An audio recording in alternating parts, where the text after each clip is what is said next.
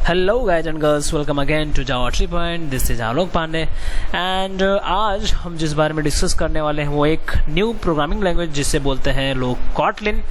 Kotlin एक ऐसा programming language है जो हमारे एंड्रॉयड जो आप डे लाइफ में यूज कर रहे हो उसका प्राइमरी लैंग्वेज यानी बेस लैंग्वेज अनाउंस कर दिया है गूगल वालों ने।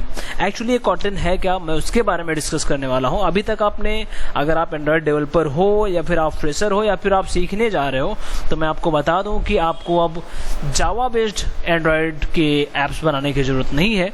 एक्चुअली जो चीज़ आप जावा के अंदर कर सकते हो वो सारी चीज़ आप एंड्रॉयड के कॉटलिन के अंदर भी कर सकते हो।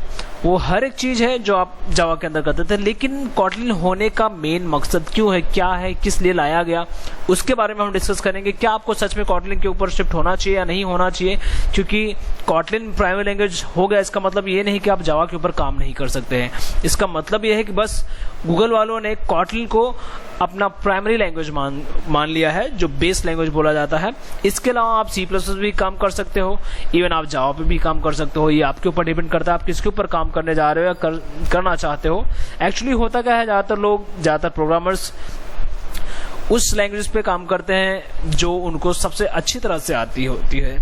जनरली ऐसा होता है एंड लेकिन अभी कैसा है, टेक्नोलॉजी के हिसाब से हमें चेंज होना पड़ता है। इसके रीजंस होते हैं, कुछ बेनिफिट्स होते हैं उसकी वजह से। तो ठीक है, इस कॉटलिन में ऐसा क्या है जो आपको कॉटलिन पे शिफ्ट होना चाहिए, उसके बारे में आज हम डिस्कस करने वाले हैं। चलो, सबसे पहली चीज़ तो मैं थोड़ा इस कॉटलिन के बारे में, थोड़ा हिस्ट्री के बारे में बात करूँगा कि है क्या। आज के इस वीडियो में क्या क्या करने वाला ये है कि what is Kotlin and why Kotlin with Android, how to use Kotlin and comparison with Java and Kotlin के बीच में क्या डिफरेंस है वो देखेंगे। ठीक है, so first of all what is Kotlin. ठीक है, जैसे मैंने बताया कि कॉटलिन एक स्टैटिकली टाइप्ड यानी एक ऐसा प्रोग्रामिंग लैंग्वेज है जो आपको एक, अपने शायद पता हो कि ना पता हो कि आपको जो एक्सेप्शन हैंडल करने का तरीका होता है, एक चेक्ड होता है और एक अनचेक्ड होता है। इसमें ना जब आप प्रोग्रामिंग करने जाओगे एंड्रॉयड के बेस पे, तो आप एंड्रॉयड स्टूडियो में जब आप प्रोग्राम करोगे तो आपको ऐसे बहुत सारे कंपाइल टाइम जो एरर्स होते हैं आपको यहाँ पे मिल जाएंगे। एंड ये एक फंक्शनल प्रोग्रामिंग लैंग्वेज है। फंक्शनल क्या होता है, शायद आपको C एंड C+ पढ़ा होगा तो आपको याद होगा। जो हमारा कॉटलिन प्रोग्रामिंग लैंग्वेज है एंड्रॉयड के अलावा और भी बहुत जगह यूज हो चुकी है। एंड्रॉयड उसका सबसे बड़ा, सबसे बेस्ट एग्जाम्पल है। जो कि अभी लास्ट मंथ में यानी हमारा अप्रैल में ही अनाउंस किया गूगल वालों ने। एक्चुअली ये कॉटलिन फंक्शनल प्रोग्रामिंग इसलिए बोला जाता है क्योंकि ये विदाउट, जैसे अभी ऊप्स का कॉन्सेप्ट कैसे होता है कि हम एक क्लास होना चाहिए, जावा में अगर आप करते तो एटलीस्ट एक क्लास होना चाहिए, कंपलसरी है। जबकि इसमें ऐसा नहीं, ये मेन फंक्शन से ही स्टार्ट होता है। एंड्रॉयड के लिए नहीं, मैं नॉर्मल कॉटलिन की बात कर रहा हूँ क्योंकि एंड्रॉयड में तो लाइफ साइकिल होता है हमारे एक्टिविटीज का। लेकिन जो नॉर्मल कॉटलिन खुद एक सेल्फ प्रोग्रामिंग लैंग्वेज है, तो उसकी बात करता हूँ तो उसमें आप मेन फंक्शन से ही प्रोग्राम रन कर सकते हो। जैसे हमारे C में होता है एंड हमारे इसके अंदर C+ के अंदर होता है मेन फंक्शन, उस तरह से। तो कॉटलिन एक्चुअली मल्टीपल लैंग्वेजेस का कॉम्बिनेशन है। देखा जाए तो बहुत सारे लैंग्वेज, लाइक मैं अगर सिर्फ इसकी बात करूं तो C++ को देख लो आप, उससे कुछ चीजें उठाई गई हैं एंड कुछ चीजें स्काला शायद आपको पता हो या ना पता हो, उससे उठाई गई हैं। एंड बहुत सारी चीजें जावा से भी ली गई हैं क्योंकि ये ऊप्स बेस्ड भी है, फंक्शनल प्रोग्रामिंग भी है। तो ये बहुत सारे लैंग्वेज का कॉम्बिनेशन है और ये बनाई गई है किसके थ्रू, जेटब्रेंस डेवलपर्स के। क्योंकि हमारा जो एंड्रॉयड का आईडी था, जो एंड्रॉयड स्टूडियो हम बोलते हैं, वो भी उनके द्वारा ही बनाया गया था, जेटब्रेंस के द्वारा ही। अभी उन्हीं लोगों ने एक नया प्रोग्रामिंग लैंग्वेज बनाया जो कॉटलिन था, और कॉटलिन था नहीं, एंड इसे भी जेटब्रेंस ने ही बनाया है। जो कि जेटब्रेंस का एक्चुअल, अगर आप फर्स्ट टाइम जब ये कॉटलिन का इंट्रोड्यूस हुआ था तो वो 2011 में हुआ था। दैट टाइम से बस नॉर्मली मतलब पता चला था कि कॉटलिन नाम का एक लैंग्वेज है, यूज नहीं हुआ था, उसे ग्लोबली यूज नहीं किया जाता उसे। And JetBrains programmers are the main team members of Kotlin programming language who are based in Saint Petersburg, और ये है रसिया में। सेंट पीटर्सबर्ग में, रसिया में एक आइलैंड है कॉटलिन नाम का, उसके नाम से ये रखा गया है। हमारा इस प्रोग्रामिंग लैंग्वेज का नाम भी कॉटलिन ऐसा बोला जाता है। और ये जैसे मैंने बोला सेंट पीटर्सबर्ग में है। और ये हुआ जो गूगल वाले ने अनाउंस किया कि ये हमारा प्राइमरी लैंग्वेज होगा। इसका रीजन क्या है प्राइमरी लैंग्वेज बनाने का, इसका तो बहुत सारे रीजन है जो मैं आगे बताने वाला हूँ। ओके। और ये जो एग्जीक्यूशन होता है इसका JVM पे ही होता है, जैसे हमारा जावा का होता है एग्जीक्यूशन, सेम चीज यहाँ पे भी होता है। क्यों JVM पे ही? क्योंकि आपको पता है परफॉर्मेंस वाइज जावा JIT की वजह से बहुत अच्छा है, तो वही कॉन्सेप्ट इसमें भी इम्प्लीमेंट करना था कि ये परफॉर्मेंस वाइज अच्छा हो, जावा से कम ना हो, बेटर ही हो, तो उसकी वजह से ये हमारा JVM पे ही रन होता है, ठीक है। एंड सेम कॉन्सेप्ट यहाँ पे भी है, byte code conversion and execution, वो सारी चीजें हैं। एंड जो मेन इसका गोल था वो यही था कि ये फास्ट, जितना फास्ट जावा रन होता है उतना ही फास्ट ये रन होना चाहिए, और साथ साथ जो जावा में कमियां हैं उसे हम इम्प्रूव कर सके, उसकी वजह से ये कॉटलिन को इंट्रोड्यूस किया गया है। एंड चलो देखते हैं वाई कॉटलिन विद एंड्रॉयड के साथ क्यों। अभी देखो मैं यहाँ पे कुछ मेंशन किया हूँ, कुछ शायद आपको ये समझ में आ रहा हो या ना समझ में आ रहा हो, मैं समझा देता हूँ आपको। डेवलपमेंट लीड एंड्रयू ब्रेसलेव नाम का जो बंदा था has said that the Kotlin is design to be an industrial strength. अभी ऑब्जेक्ट ओरिएंटेड लैंग्वेज तो सबको पता है, राइट? तो ये एक शक्तिशाली ऑब्जेक्ट ओरिएंटेड प्रोग्रामिंग ऐसे बोल सकते हैं, मैं हिंदी में इससे अच्छा नहीं बता सकता जो मैं बता रहा हूँ, शक्तिशाली प्रोग्रामिंग लैंग्वेज, ठीक है, इससे फर्क नहीं पड़ता। एंड बेटर लैंग्वेज दैन जावा, जावा से अच्छा होना चाहिए, बट स्टिल भी एक्चुअली जो अभी जावा प्रोग्रामर्स है वो कम्प्लीटली कन्वर्ट नहीं हो पा रहे हैं, उनको थोड़ी सी प्रॉब्लम आती है। अगर आप जावा पे काम करो फिर इसमें चेंज आप जंप करने जा रहे हो तो आपको प्रॉब्लम आने वाली है, क्योंकि ये इसका सिंटेक्स कम्प्लीटली डिफरेंस है। ज़्यादातर चीज़ें जावा से रिलेटेड ही है, उप्स बेस्ड है, कुछ चीज़ें ही है जो डिफरेंस है, लेकिन इसका सिंटेक्स की बात करो तो कम्प्लीटली डिफरेंट है, बहुत सारे चेंजेस हैं इसमें। एंड बड़ी बात यह है कि आप कॉटलिन को जावा के साथ, जावा का कॉटलिन के साथ यूज कर सकते हो। एंड इसमें ऐसे टूल्स दिए हुए हैं कॉटलिन वालों की जो आप सिंपली जावा को कॉटलिन में कन्वर्ट कर सकते हो। ये सबसे बड़ी अच्छी चीज थी जो मुझे लगी कि आप जावा के कोड को डायरेक्ट कॉटलिन में कन्वर्ट कर सकते हो। अगर आप जावा में प्रोग्रामिंग किए हो तो आप कन्वर्ट भी कर सकते हो। ये कैसे करेंगे मैं आगे के वीडियोज में बताऊंगा कि ये कैसे करना है जब हम प्रैक्टिकल करेंगे तो। एंड अब बात करते हैं कि एंड्रॉयड, जैसे मैंने बोला कि एंड्रॉयड में क्यों लिया गया, एंड्रॉयड ने कॉटलिन को क्यों लिया, ठीक है। जावा में सबसे बड़ा प्रॉब्लम होता है जो नल पॉइंटर एक्सेप्शन, आपने सुना ही होगा, बहुत बार यूज किया होगा, और मेरा फेवरेट एक्सेप्शन है ये नल पॉइंटर एक्सेप्शन, क्योंकि मुझे बार बार मिल ही जाता है, बार बार नहीं तो मुझे हर एक टाइम गैप के हिसाब से मुझे मिलता रहता है। तो सबसे ज़्यादा पहचान हमें नल पॉइंटर एक्सेप्शन से होती है, जो कि यहाँ पे रिमूव हो चुका है। रिमूव मतलब एलिमिनेट कर दिया है इसको, अब इससे बचा जा सकता है। इस जो प्रोग्राम जो हम इसमें जनरेट करते, जो एक्सेप्शन जनरेट होती थी, उससे हम बच सकते हैं। और ये कैसे बच सकते हैं कि यहाँ पे हम जो वेरिएबल्स बनाते हैं ये दो टाइप्स के हो सकते हैं, जो नलेबल हो सकते हैं और नॉन नलेबल हो सकते हैं। इसमें थोड़ा सा डिस्टिंग्विशेस लाइक सेपरेशन कर दिया है इसमें, जिसकी वजह से अगर आपको चाहिए नल वाला तभी आप बनाओ, और अगर आपको नहीं चाहिए तो नलेबल, तो आप ऐसा भी बना सकते हो जो नल वैल्यू लेगा ही नहीं, तो आपको एरर मैसेज आएगा, ठीक है।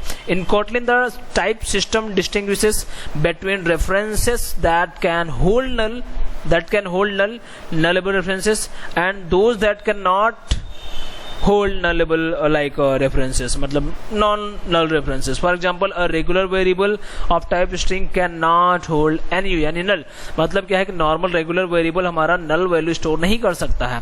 उसके लिए कैसे करेंगे ये तो मैं बताऊंगा, सेपरेट वीडियो में समझाऊंगा, कि एकदम डीप में समझाऊंगा। एक्चुअली देखा जाए तो इसे हैंडल करने के लिए जावा 8 में एनोटेशन आ चुका था, नलेबल का एनोटेशन आ चुका था जो इसे हैंडल करता है, लेकिन वो थोड़ा सा बड़ा था, थोड़ा ज़्यादा उसमें सिंटेक्स मुझे लिखना पड़ता, सिंटेक्स मतलब ऐड एनोटेशन लिखना पड़ता था सेपरेटली। यहाँ पे सिर्फ क्वेश्चन मार्क ऐड किया है, जो आपको नलेबल चाहिए और नहीं चाहिए तो उसके लिए एक सिंपल सा सिंबल दिया है क्वेश्चन मार्क, जो आप नलेबल रख सकते हो या फिर नहीं रख सकते, आपके ऊपर डिपेंड करता है। ये मैं प्रैक्टिकली करूंगा तो और अच्छे समझ में आएगा। नल लेबल एनोटेशन के बारे में तो मैं अभी डिस्कस नहीं करूंगा क्योंकि वो जावा का पार्ट है।